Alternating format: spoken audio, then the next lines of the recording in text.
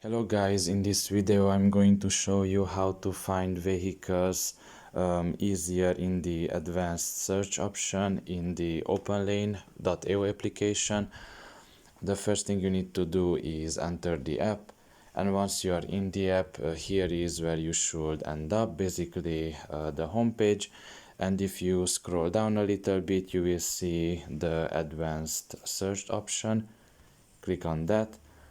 And here basically you can see all the ways that you can make your search to be easier.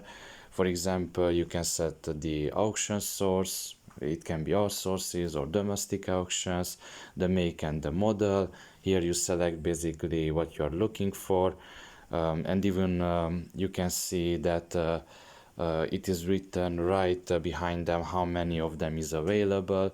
Some of them have a lot, others have like 0. So you can see that there.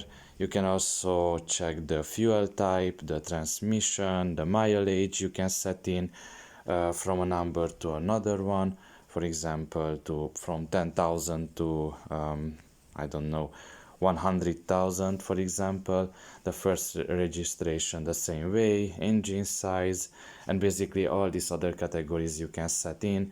And that way you can basically make your search easier and probably find your dream vehicle in that way.